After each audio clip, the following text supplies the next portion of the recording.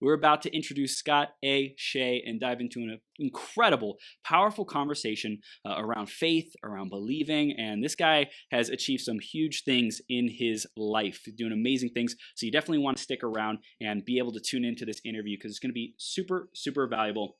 And I just want to remind you before the interview that here at Burn Up Coaching, Become Your Greatest Possible Self, we believe in all walks and races and faiths of life. So wherever you're at, it's perfect. Show up with what you believe and take what works for you. If it doesn't work, then throw away the rest, right? Everyone is welcome to being and becoming their greatest possible self with us. And we're always interested in hearing how different spiritual traditions interpret the meaning of becoming your greatest possible self. Okay. And with that said, we're going to have an amazing interview. Before we dive into that, though, I just want to celebrate you for being here, becoming your greatest possible self. Thank you for being here. Thank you for choosing to be your GPS. Next up is the iTunes review of the week. Let's see who it's by this week. I believe it's C.A. Cleary, who says, "It's obvious that Chris really cares about becoming his greatest and best self and helping others do the same. He listens well, asks thoughtful questions, and highlights action steps his audience can take for personal and professional development. His energy and enthusiasm make his interviews not only interesting, but enjoyable to listen to." C.A. Cleary, thank you so much for that review. And if you want a chance to get shouted out on a future 12-hour live stream, go to beyourgps.com/iTunes or search Greatest Possible Self on the Apple Podcast Store and give us a review. Let us know what you love, what you want to see more of, and how we can grow the show for you. I'm going to bring Scott in just a second. Before that, grab a piece of paper, grab a pen, be ready to take notes. This is a conversation that has the potential to change everything for you and how you see the world, or at least start a new curiosity, a new source of what's possible, wonder. So definitely stay through all the way through to the end, because one of these ideas, one of the things that we talk about has the power to change everything. Scott Shay is not only the chairman and co-founder of Signature Bank in New York, which started with no deposits and has become a $50 billion bank, but he has also had a successful career on Wall Street. With all that, he loves to write. In Good Faith, Questioning Religion and Atheism is his second book. The book has won accolades and has become a go-to book for people questioning their own faith. And we're going to have a powerful conversation about all of it and even more. And Scott, are you ready to rock the house, sir? Awesome. You are now live on Becoming Your Greatest Possible Self. Thank you for being here. We're going to have a powerful conversation today, Scott. The theme of today's marathon is the power of progression. We just want to hear in your mind, in your philosophy, what does the power of progression mean to you, Scott? Yeah, I think we're all put on this planet for a reason. Yes. And our test in life is to figure out what that is, what we're supposed to do. And that means we have to progress. Tasks aren't necessarily easy, but we need to move ourselves and progress to where we can do what we need to do to make this planet a better place. And I believe we all have a role in that. Amen. 100%. I agree with you, Scott. That's a great start. Let's talk about the work that you're doing today with your book, being a chairman, all this beautiful work that you're doing in the world. Tell us more about that. Okay. Well, would you like me to start with business or with faith sort of stuff? I think let's start with the message that you're here to talk about, and then we'll go back into your journey about business, because I think that's a big part. Let's start with the book, man. Okay. So I wrote my second book. Okay. I wrote this book because I met through business and my personal life a lot of people who had read Christopher Hitchens, Richard Dawkins, Sam Harris, all the big name atheists. And they would say to me things like, Scott, you seem like a reasonable sort of guy. You're a banker, you're a business, you're doing all this stuff. Why is it that you believe in this God stuff? Isn't it Santa Claus and the Tooth Fairy? And some people would say to me, yeah, I believe in God, but I got to park my reason at the door. It doesn't really make sense, but I believe. And then, so I started reading all of the atheist authors. And I read, of course, Sapiens had come out a little after I started work. And I read Yuval Harari and Steven Pinker, the whole Peter Singer, whole host of atheist writers who I'm sure many of your listeners have encountered. And then I looked, okay, let me find the response. And I couldn't find a good one.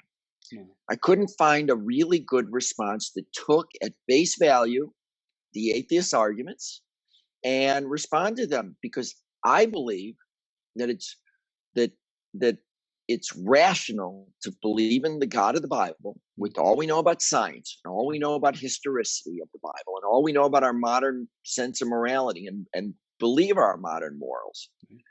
And yet I couldn't find a good book that did that. So getting back to your theme of progress, I thought about how I could do that. And so I spent 5 years working on this, and I'm today in a different place than I was 5 years ago. So, I progressed because I felt there was an important thing that needed to be done. I didn't see anybody doing it, so I decided to do it myself. I love it, Scott. I find that the best things in life come from a need, a problem that isn't being solved. And it sounds like you felt like this question wasn't being adequately answered with what existed. You searched, you did the research, and you said, hey, if it doesn't exist, I'm going to go create it. And I think that's one of the best entrepreneurial mindsets, is to go create what doesn't exist so that we can solve the problems. And you do have a very, very powerful business background. So tell us a little bit more about that, and then we can go back into your journey and talk about what it was like over the years to get to where we are today, man. Sure. So I started out as the first child, the first person on either side of my family to go to college. And I went to Northwestern, and then I went to business school at Northwestern. And then I came to New York, and I had the good fortune to meet I went to work at Salomon Brothers, and I had the good fortune to meet someone by the name of Lou Ranieri, who some of your listeners and viewers and fans may know. He's the hero, as a matter of fact, the only hero in Liar's Poker. And I met him because we got stuck on a flight that essentially ended up being a red eye from LaGuardia to Newark. We were on a plane together that took off from LaGuardia at 9, wanted to take off at 9 p.m. and we ended up landing at 5 a.m. at Newark. And so we got to know each other. It's a long story. We landed with the runway being foamed and crash position. But he ended up being a lifelong mentor for me. I ended up following him into private equity. And to make a long story short, sometime in the 1990s, I thought, the banks in New York were over consolidating. There's J.P. Morgan, there's Chase, there's Manny Hanny, there's Chemical, there's Greater New York Savings Bank, there's Long Island Savings Bank, there's Westchester Trust, there's Greater New York Savings Bank. And I can go on and mention about 20, some odd banks. Yeah. Today, they're all Chase, JP Morgan Chase. They're all one bank. Yeah. And I thought, this is too much consolidation. And the other banks were doing the same thing. And I had the feeling that the big banks were good at mass market retail. Yep. And the big banks are good at serving the IBMs and the PepsiCos of the world. But what they're not good at are the middle market companies. So I joined with two partners, Joe DiPaolo and John Tamberlane. And we started a bank in a room. You can't see my office, but it's about the size of my office. We had 5 people. Started from scratch with no money, no deposits, no nothing. We got an investor, Bank of Berlin, to invest $42.5 million. And fast forward 18 years later, we're a $50 billion bank, all organic growth, no acquisition. So everybody who's a client of the bank wants to be here. They decided to open an account here. We didn't acquire any clients. And what I'm very proud of is we're the only bank in the United States above $4 billion that did not have a down year during the financial crisis. We made more money every year, more money in 08 and 07, more money in 09 and 08, 10, 11, 12. We just passed through it because we had all these middle market clients who, our average loan size, even though we're a $50 billion bank, our overall average loan size is under $6 million, which is not a lot for a $50 billion bank. Yep. So we've stayed laser focused on the middle market, and we're doing a lot of very creative things. We came up with something called Signet. So I could talk about the bank. I love the bank. Yeah. It's a big part of my life. I'm very proud of what we built, and we built it in an ethical in a really in a way that I'm really proud of all of my colleagues. Wow. That's amazing. Congratulations on your success, and especially impacting these middle market companies who were looking for loans, looking for people who they could resonate with, who believe what they believe. I have a feeling the values is what had people say yes to you, to your company, to your staff, and want to keep growing that relationship. It's who you show up as, and I also think that translates into your work of in good faith, right? And saying, hey, what are we here for? Why are we here as human beings? And so Right. that kind of a quest to get an answer to that and to provide information and resources to people who are questioning, to people who are strong believers, and everywhere in between, to be able to provide that, I think it's just, you're like, hey, I want to help people, and I think it's awesome what you're doing, Scott. Thank you. Yeah. And I did a TED talk Mhm. a while back. It's findable on YouTube and on TED.com about the bank, about the why essentially we founded the bank. So if anybody wants to hear more, they can watch the TED talk. I think I'm still the only banker ever to do a TED talk. I think they gave up after me, perhaps. Yeah. I was gonna say, what is it about banking, your greatest strengths, the things that were important to you building the company? What did you see transfer into the book and into your work with In Good Faith and this more spiritual side of your career? Well, see, I think that what's underestimated is that ethics are just applied faith. Where the rubber really Wow. meets the Wow. road on whether someone is a good person or not Mhm. is how they act in business or in their personal relationships. Yeah. Because it's nice to read the Bible, it's nice to read any moral document, Mm. whatever. But it's when I do something with you Mhm. that the test really is. And if I'm making any transaction, I believe that whenever you do a transaction, it's like Leviticus 19. There's you, there's me, and then God's there. Yep. Making sure seeing it. Am I trying to rip you off? Mm. Are you deceiving me? Um, am I being fair? Am I fully disclosing? Mm. And am I trying to pull the wool over your eyes, etc.? Mm. And that is so important. And that's one thing we've always tried to build this bank on, is that everybody knows if you're taking a loan, if you're doing whatever you're doing, it's crystal clear. Yep. There's no, I think the Bible, the one thing the Bible is clear about, and particularly in Leviticus 19 again, is transparency and transparent markets. Mm. And if there's something you don't think you're supposed to disclose to the other side, then that's what you have to disclose to the other side. You're never supposed to just put a stumbling block before the blind. I mean, that's what the Bible says. Don't put a stumbling block before the blind, and don't blindfold that person. Don't create blocks. And so I don't think that I don't think there should be a difference between one's business life Mm. and the rest of and their faith. I don't believe you should pray in the morning and then spend the rest of your day preying on people. Mm. I don't think that works. Mm. And I think if you do that, you're essentially not really a monotheist. You're essentially, what you're doing is you're deifying yourself. And self-deification is a really, really big issue. I learned that early in my business career. Is that there's plenty of people that think. I used to get a ride downtown with one guy when I was you've been to New York, right? No, I Have you haven't. ever taken, you haven't Not been to yet. New York? You got to come here. I'll come and we'll have some caffeine together. Yes.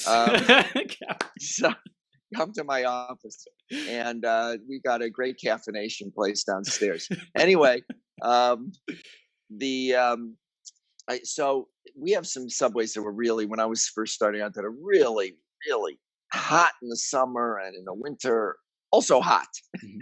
I mean, just amazing. So one day, this middle-level bond trader, as I was about to get on the 96th Street subway, passes by, honks, and said, "If you want to ride, I'll take you downtown." Mm. And he actually said he's pretty fastidious. He's at the same place every day at the same time. I said, "Great. Anytime I'm in town, I'll get a ride with you." So this was before cell phones, the ubiquity of cell phones. So he would tell me my cost was hearing his philosophy of life. And I soon learned he was like a lot of middle-level bond traders, which is he didn't really care about the clients so much.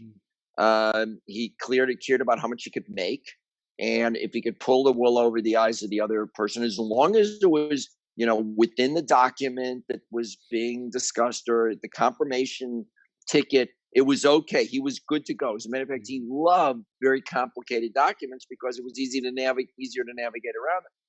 And I learned that. And he would say, look, what's good for him is good. If he had to rip off a client, well, that's their problem. If he wanted to, sort of flatter people above him or assassinate people above him, not really, but, figure career-wise, that was okay. And, his family was sort of important to him, but not as much. And what was good for him was good. And he would be sure to make the right political donations, and, in tone of, sagely about problems of inequality, but more or less he didn't care. And I realized there were plenty of people like this. And what it was he failed what I think is the central rule of the Bible, which is the golden rule. As Hillel formulated it, don't do unto others as you wouldn't want done unto you. And anybody who doesn't do that is sort of self-deifying. And the more I saw on Wall Street and other places, people who did it, having partners who I thought had the right values, working with the right people. And look, sometimes there are clients who we just don't want because we don't think they're going to necessarily, they'll answer the questions, but they won't tell us the whole truth. You have to be sure you're asking the right question, because if you don't ask the right question, you won't get the answer that you need to know. Right. And that's like the way to do business, like you said, is to make all that stuff up front, is to communicate that stuff, because as a seller of a service or a provider of a service, like the ins and outs of everything that and have that's working and all the things that aren't working, so to speak, about your service. And if making a recommendation for a product or a service is there's a potential downfall for the client, then it's important to let them know and just be transparent with that, saying, hey, here's what really works about us, what you'll get, and here's where we're not great, and if you want that, go somewhere else, and just being great with that and not needing everyone to buy your product or service. Yes. I mean, look, we have to have a certain amount of humility in the world. Not everything is for us, and that's part of our mission. Our mission isn't necessarily to be the richest person in the world. I think, again, it's to figure out what we're here for, what we can accomplish, and to do it in a way that, we can be proud of ourselves. Proud of what we do. Not so easy. I want to dive into the self-deification, because for me personally, my journey in the beginning of my 20s was really focused on me and how can I create wealth in my life, and it was very focused on me. And as I've matured over the years, I've said, wait a second, it's not really about me, it's about other people. So it's like, okay, I'm going to go serve other people, make it about them, create win-wins and make sure that other people come out on top. And even as recently, within the last 6 months or so, I've said it's not even really just about me or about other people. It's about like what's God's will that is coming through me as a vessel, not even necessarily being Chris the personality with all these amazing gifts, but it's about something even bigger than me or you or anyone around, any one individual. It's about some greater will and some greater consciousness, the master creator, so to speak, manifesting bliss, love, joy, all the beautiful things that we want as human beings. So I'm curious about that self-deification, and what do we need to know around that? How can we be more effective in handling that? So you really hit the nail on the head. And let me, if I leave your listeners and viewers with one thing, I want to leave them with this, because it comes down to idolatry. And, most people think that idolatry is about bowing down to some statues or some silly magic making or something. But actually, idolatry is something different. And it's the impulse that you have that's right, and why we have to be so careful. Idolatry is about it's lies about power. Mm, It's about ascribing super authority or superpowers to mm, finite beings, mm, ideologies, natural processes, or the like. So we may have thought we licked the God King Pharaoh 3,300 years ago and everything's, hunky dory. But in reality, the whole 20th century was a litany of God King Pharaohs. mm, Stalin, Pol Pot, Hitler, mm, the Assad family, the Kim family, Mao. It goes on and on. And what did they? Stalin famously, not famously, he's well known. He starved a quarter of the Ukraine, mm, killed all the kulaks, sent tens of millions to the gulag, and nobody complained. He had the authority. He had the super authority because people believed in Stalin as the vessel of mm, communism, right? So you have to get the vessel and your faith right. How did he do it? Stalin used the same tropes as Pharaoh, as did Mao and everybody else.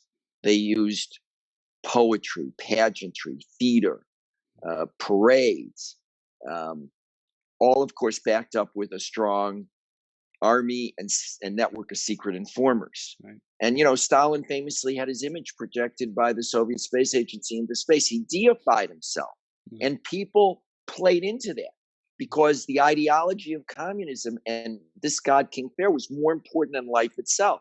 Mao was responsible for the death of 75 million of his comrades, and he's reported to have said that if 300 million Chinese comrades had to die to install the Chinese Communist Party, that would have been okay too. mm, So people's authority is literally more important than other people's anything. Their lives, their mm, livelihood, their happiness. They could be thrown in the gulag, they could be thrown in internment camps. It doesn't matter. And here's where people miss it. It's not only in a macro basis of the of states, but even in our intimate encounters. So how did Charlie Rose and Matt Lauer and Kevin Spacey and Harvey Weinstein, the list is a really long one. The people I'm talking about. How did they get to abuse so many people? Well, mm, it's because they successfully turned themselves into idols in their industry. mm, Charlie Rose was unquestioned and unquestionable within CBS. And so what he said was truth. If someone made an allegation, just like what the Pharaoh says or what Stalin says is truth, the truth is that certain people need to be killed. Well, that's the truth in the Stalinist Soviet Union. mm, And if you didn't like it with Charlie Rose, you had to leave that God King Pharaoh. You had to leave mm, that you had to leave that idol. But you couldn't, it's very hard to topple idols. mm, And so we all want to believe in something and be part of something, just like what you said. But the trick is believing in the Almighty God, believing in a universal God, not believing in some, idolatrous God. And that's where people trip up. mm, And and that's what my book came to do, is really to explain in many ways the dangers of idolatry, why the Bible says all of that's bunk. I mean, the Bible came basically to overturn idolatry because that's all there was in the world was mm, idolatry. mm, And if you're in connection, you're in connection with the Almighty, and you're believing that we're all sons and brothers and sisters, then that's true faith. If mm, you believe my group are the sons and daughters of the right God. I'm a Soviet. I'm blue. I'm red. I'm green. Whatever color you want to associate with. I'm just that group, and mm, everybody else they could go to hell. Well, you're an idolater then, and yeah, that's bad, yeah, and that's dangerous, and that's yeah. when the horrors start. I'm curious with today's modern spiritual movement, where everyone Yeah. says everything's connected, we're all energy, we're all from the same source kind of thing, but they might feel uncomfortable around the word God and religion. I'm curious, how do you address those people to kind of invite them back into to being curious about it and exploring it and being open to this conversation? Yeah, I think I'm not saying you need to be part of an organized religion. I think but I think believing in a creator, so there's absolute good and bad, because there's no logic for absolute good and bad unless you believe in one creator. Otherwise, you should be like that bond trader and just do whatever's best for yourself, because why not? So I what I try to do is get people, frankly, to start reading the Bible, because I found the less people know about the Bible, the less they like it. And if you engage with it and understand and listen to it and are attuned to it, and I try to do that. I try to show people how to do that in my book. I deal with all the so-called bad parts of the Bible, all the things that people say, oh, this is they take some verses or the like, generally out of context, or generally not listening to what the Bible's saying. And I show them what, I do a close reading. I don't try to just say, no, I don't believe in this or I don't believe in that. I think, let's read carefully what the text is saying. And then I think people engage. I find that even non-believers who I engage with deeply, who start as non-believers and leave as non-believers, if you engage with them with the Bible in a serious kind of way, I think it opens up whole vistas. And so that's where, that's really, I start there, and I start with the golden rule. Because the other thing I find about atheists is that there's two kind of atheists. There's atheists who think that, like that bond trader, or like Peter Singer, that, someone can decide if you should, if a baby's worth living or not, because it'll be a cost to society, or, feels like they should have power of other people's lives, and I can't make contact. I can't make common cause with them. But if they're believers in the golden rule, I can make common cause with them. And that's another place that I've had. One of the great things about book tour, I've been on book tour on In Good Faith, and I've met a lot of people. I've met people who lost faith. I've met people who have had faith, lost faith, and regained faith. Pure atheists who were raised as atheists. And I love engaging with people. I mean, that's one of the things that I do in my book, is I first consider the atheist arguments before, and I explain it. And I've had atheists say this. I lay it out plainly. I don't try to make the argument worse. Actually, I try to make it better. I love it. I think that's a really powerful way to just find what feels, what resonates as true. I think we all have an intuition and a gut feeling, internal guidance, compass system, a source that guides us. And I think when people read the Bible, they will see like, wow, this feels true, most of it, right? And they might have some points of contention, but I think most of it, they'll say, yeah, I think that sounds like a great way to be a good human being and to show up as my best self. And especially people who are into personal development and stuff, I find they are typically open to spiritual conversations. For people who have pre-existing religions and they have different doctrines, what's the relationship of the Bible and how you approach those kinds of conversations with them if they have a different spiritual text? Well, here's the thing, and here's the other place where I begin with that, is I think, in a way, I don't care if you're one of the mainstream monotheistic religions. It's not that I don't care what your text is, but I'll say, if you want to become your best possible self, yes, I think all the texts say prayer, but they don't say, but here's the thing that people misread. And here's the other conversation that I've been able to have with believers, because non-believers don't really care about prayer. But, and I'll tell you what I talk to you about with non-believers on this, is if you believe in an almighty God, you believe that God knows you better than anyone else, knows you better than you know yourself. Yep.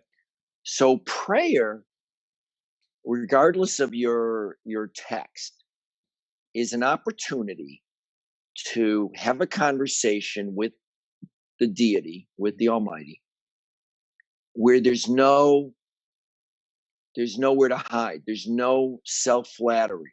There's no self-deceit. There's no self-concealment. And you have to have such a harsh, bright light on yourself Mm. that, and a mirror, that when you look in that mirror and you think about judging your own actions, at least for me, the reaction is to cringe in Mm. some cases, because there's nowhere to hide. I can't make any false, any false excuses to myself, because the Creator, the Almighty, knows what I'm really, knows Mhm. what really went down. Yeah. And also, I can't make excuses for myself. At first, I have to tell you, even with the book, I mean, writing a book, I'm very proud of the fact that I wrote the book, but it was not an easy task. And there were times that honestly I thought about giving up, Mm. or just writing, it wasn't ready, but just just seeing if I could submit it, whatever. And having that, having prayer, and thinking about, okay, is this really my best job? Well, no. Mm. Am I giving up just because I'm lazy and I want to bicycle ride more, and I want to, I enjoy bicycle riding. I enjoy a lot of stuff. I want to see more theater. Mm. Is that really a good excuse for giving up now? Well, I might be able to say that to you if I'm having a beer with you, but how do you say that to the Almighty? I've got this task on earth, and I'm going to give it up because I want to be able to go to, I want to, I'm my time on the 50 mile, my 50-mile bike rides is what Yeah. is deteriorating. You know, I can't do that. So prayer is that place where you think about, what should I be doing? Mm. What do I need to do to get to do what I should be doing? Mhm. Because we can get there. And that conversation, again, regardless of your faith, will create progress Yeah. and your best possible self. Because I think this, and I'll tell you one other thing I think, and then uh, uh, uh, I'll see what you'll tell me your reaction. Sure. But I think that when you pray and you find what you should be doing and you put in the effort to do that, Mhm. that you get a tailwind. Mm. I think No. things do become not easier, but easier than they otherwise would be. And I think that's very powerful. I've seen that in my life. That's not to say that it was easier to write. It was easy to write the book. I mean, sent the book to the book pitch to a number of, I got turned down by a number of the best publishers, and thankfully I found a really great publisher. But Yeah. it's not like the first publisher took the book. Mm. It was an effort, Yeah. and happy to make the effort, but you got to make that effort, and you shouldn't just think you're going to pray. I want a new sports car. I want a new this. I want a new. God is not a cosmic vending machine, and that sort of prayer is idolatrous prayer. Yeah. Give this to me because I'm a good communist. Give this to me because I'm a good Democrat. Give this to me because I'm a good Republican. None of that works. No, Give it but to you it's because you've made this world a better place. Help me make yeah. this world a better place. And yes, I Yep. need that new red sports car to drive, or I need that whatever, because I'm going to drive it to make this a world a better place. Yeah, well, I think it's pouring our time and our energy, our focus into making the world a better place. By the way, God, just so you know, this car would be awesome. Thank you for working on that for me. I know that's not your priority, but it'll come in perfect timing. But what I'm hearing is when you give up trying to control things, when you let it go, when you surrender it to God, for me, Yeah. it's like, hey, when I recognize I'm Chris Burns, I'm going to do the best that I can with what I got, and I'm going to stop stressing out over how it all happens, how it all comes together. I think there's a personal burden that people take on when they say that the Almighty God, or they don't recognize it as an Almighty God that can vanish problems overnight, instantly, right? Instant miracles, which are possible, but we don't put that into our frame of mind because we're trying to do it all ourselves and effort and control and get it across the finish line, versus saying, hey, I feel like this is my mission. God, guide me in this mission. If this is in the highest and best good for all, help me. And then leaving it up to God, and then just showing up and continuing to do our best with what we got. Oh yeah, one of my heroes, Martin Luther King Jr. Mm. He talks about when he was up for his first his first full pastorate. Mm-hmm. He was associate pastor of his father's Ebenezer Baptist Church, and he's going to do the guest sermon, how he was stressing, rewriting, getting ready. And finally he prayed to God and he said, just, I'm going to do what I can do. Yeah. And you're going to guide me. If this is the right place, good. If it's not, I accept that. Yeah. And it's really, he's wrote so many powerful words and such a great speaker, but he gave it up to God. Yeah. We got to do what we can do. And hopefully we get that tailwind. But we don't actually know where we're going to end up. And we don't even know what's good for ourselves. I mean, I just, Saturday night, I went to see, if anybody's in New York, it's closing soon, but I saw Fiddler on the Roof. Fiddler on the Roof. Have you heard of Fiddler? Have you seen Fiddler on the Roof? I haven't seen it, but I heard it. Okay. So in the end, and it's a very sad and poignant ending, all of the Jews in Anatekfa are forced to leave on 3 days' notice, and they're all leaving, and it's very sad. And obviously, they're sad to be leaving. They built their lives there, but when you step back and think about it, had they not been forced to leave, they would have ended up probably being murdered by the Nazis. So you never even know what's good for you. They wanted to appeal. They wanted not to be forced to leave, but what they thought was the worst thing ended up being, in a way, the best thing. And, Tevye, who prays, if I were a rich man, he's never going to get rich in Anatekfa, and he obviously doesn't. He doesn't even have a horse that'll work. But he goes to the United States, where by Anatekfa standards, even if he's a middle-class person, he's going to be, very well off. So we don't even know what's good for us. And that's giving it up to God that's very, very, very profound. Yeah. So what, besides the Bible, besides reading your book, what else do you feel is important for our audience to be taking action on, to focus on, to prioritize in their life, to live their best lives possible? Well, so a few things that I said. First, when you're going to do something in business, think, would I want this done unto me? And I think that's critical. Yeah. I think getting in a prayer practice, is important. And if you're not a believer, getting in a meditative practice that you are confronting yourself with blunt honesty is critical. I would recommend that to everyone. And I certainly recommend reading my book. I mean, that's sine qua non that people should do that, or listen to my book, or whatever they'd like to do. But what I'm really trying to do, and the reason I wrote the book, is to help people on that journey, because I think we're suffering in this country from a lack of good faith. That's why I titled that, and too much bad faith. Bad faith being in things that aren't so good. Bad faith in placing our trust in things that aren't necessarily so good or so wholesome, that won't advance us. I mean, unfortunately, we place our trust in tribal elements within our society, in drugs, in pharmaceuticals, in a whole bunch of stuff. And I believe you should go to the doctor, take pharmaceuticals, but you can't, you can't give up your trust in, and that's unfortunately part of the opioid crisis, is that people started sublimating and believing in, and using those in some ways. And they're hard journeys. I mean, they're very hard journeys, and distracting us sometimes from those hard journeys is not a way to advance. So we really have a lot of challenges. I think personally, I again think the Bible is more relevant now than ever. We live in just a crazy time in the world, and I encourage people to look for the answers in the Bible.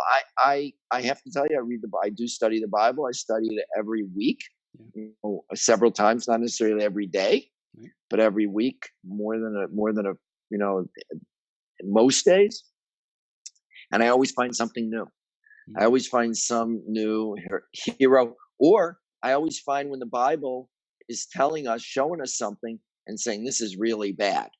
Don't do this. I mean, that's what people miss on the Bible, is that the Bible's not only telling us when things are good, But some of the stories in the Bible are bad, news. And if you're just reading, read about Jacob, he starts out, only thinking about material items. He's dreaming about sheep and speckled and spotted sheep and how to make more of them. He's the world's first genetic scientist, if you will. But at the end of his life, by the end of his life, he's made a major journey. And the same thing about Abraham. These are folks who have made major journeys in their lives. Yeah. And so they are also, to go back to your first question, they're progressing. David starts out, he does some things that are pretty awful, but he progresses at the end. And the only time he progresses at the end, by the way, he has the issue with Bathsheba, he has the issue with his daughter, and Amnon raping, one of his sons raping one of his daughters. But the only time that he really is that interestingly, the time that God says to David, you're going to be the king and for your lifetime, and your progeny are going to be the future kings, is when he conducts a census, and then a plague comes out, and God says to him, here's your choices of what I'm going to do. And he says, I can't make that choice. It's up to you.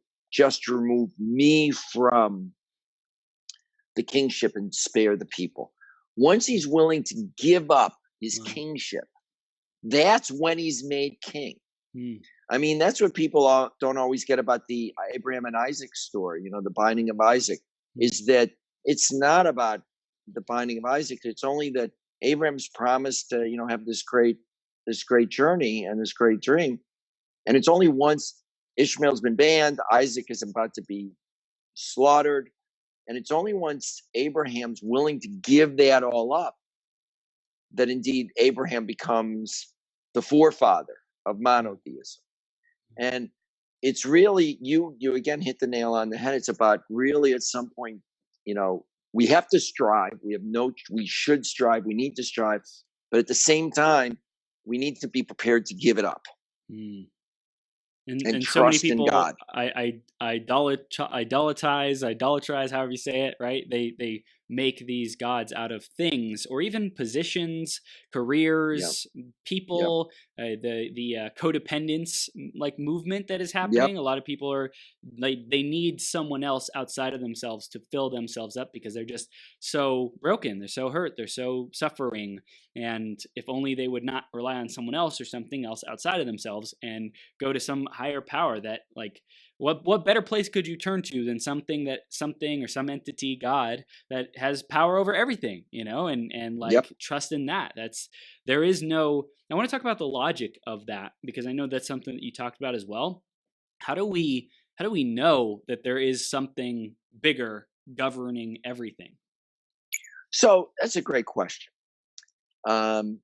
I'll tell you what, and we'll get to this. It's actually not the biggest question that I get from atheists. I've talked to a lot of them now, but it's a big question.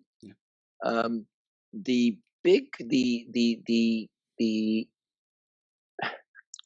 question that I mostly get thrown at me, I get two questions, and I deal with both of them in the book, in section 4 of the book, which is, what do we need God for? We understand how this universe was created and the Big Bang, and we've got physics. And the second thing is evolution. There's no need to understand how, we're here. We've got evolution to tell us how we're here. So I'm going to give you the really, really short answer. I mean, there's a much, longer answer in my book in section 4, but here's what the atheists say. They say, you know what?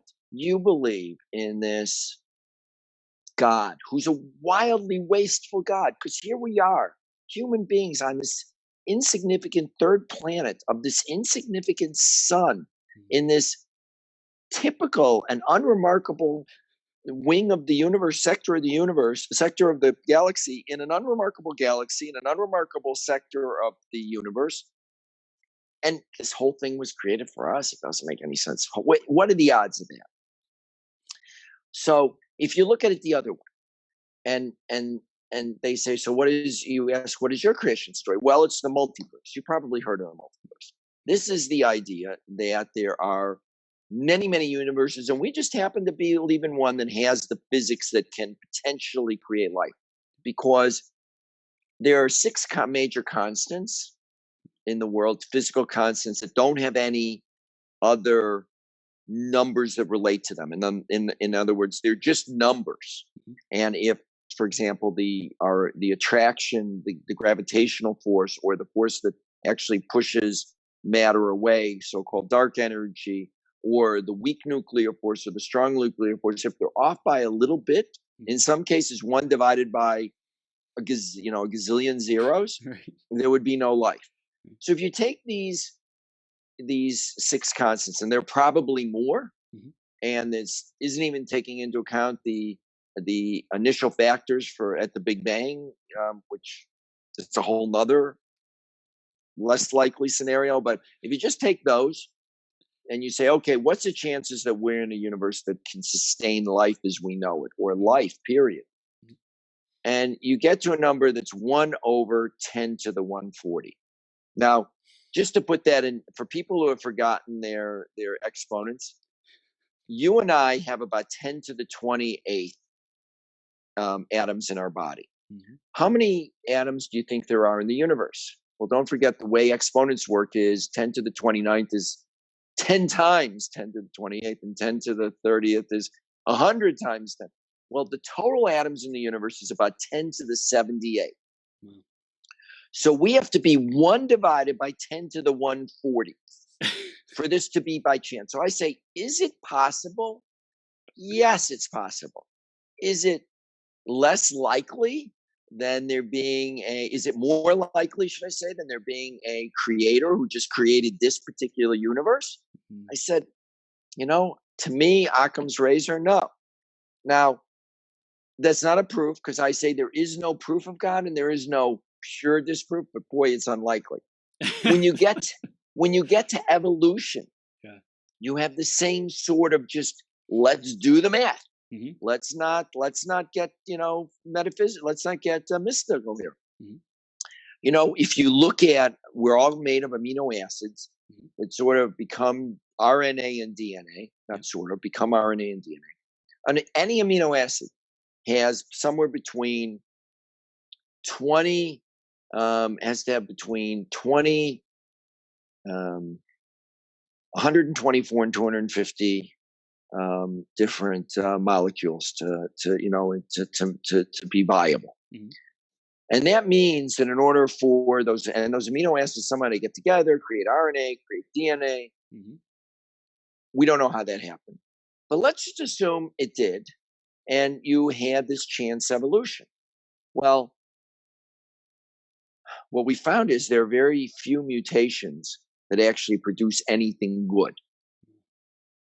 Most mutations produce bad stuff and actually make whatever molecule less viable or whatever life less viable.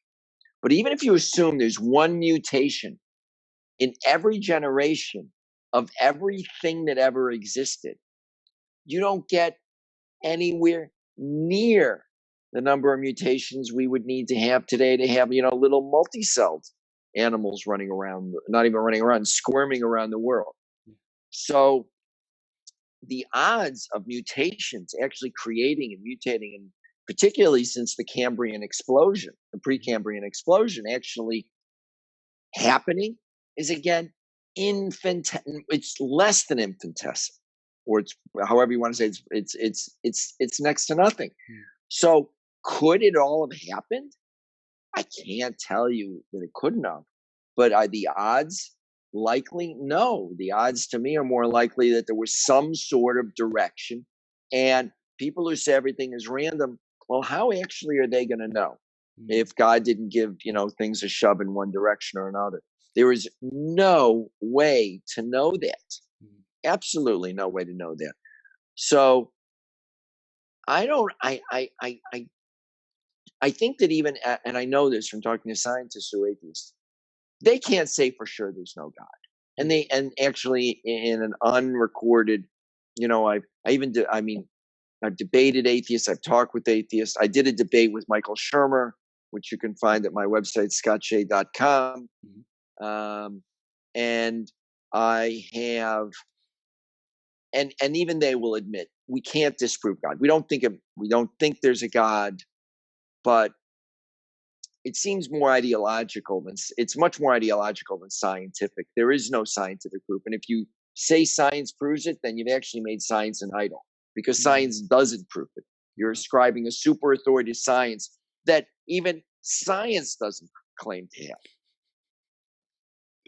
Yeah, this is like it just keeps going, the conversation of what's possible, and the seeking of guidance, of information, of evidence.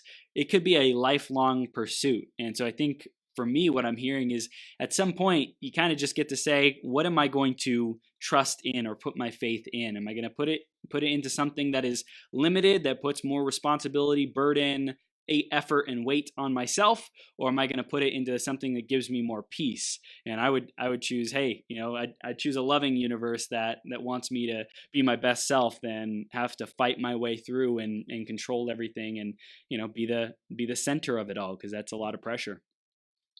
It is a lot of pressure. I did a Google book talk, Mm-hmm.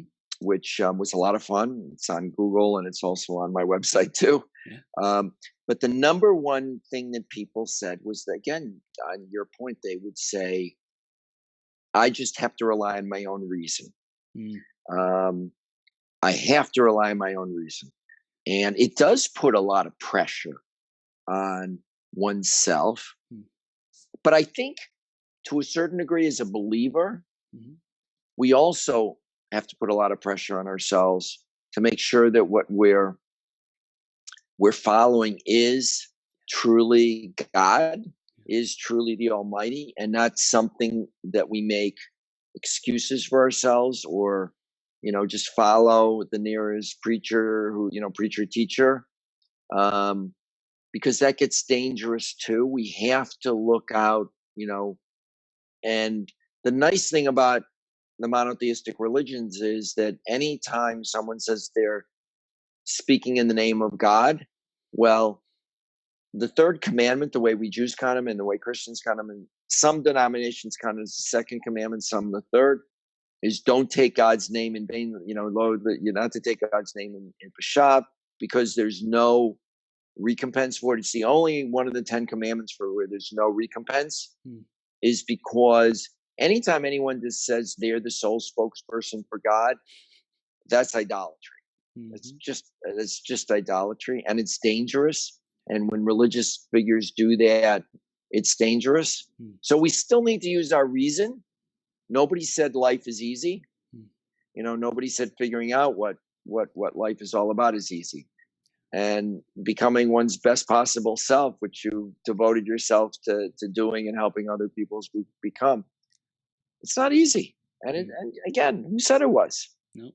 No, yeah, and like I said, I'd rather choose the better of the two halves, right? Get to the end of my life and say I've lived my best life and tried my best and was a good person, or hey, I did it all on my own. I cut corners. I was not my best self. What would I have to show for that? What kind of calculation or looking back reflection, which would I rather be the owner of? I would rather be the owner of a life where I contributed, went the extra mile. And like I said, it's not necessarily easy or easier, but I would be more proud of myself for leaving that kind of a legacy. And Scott, you're doing some amazing things with your life, with your legacy, both in business as well as spirituality, life philosophy, and helping people to be their greatest possible selves, man. So I want to direct our audience how they can stay connected with you, how they can get the book, and just remind us in good faith where they can find that and what are their next steps, man.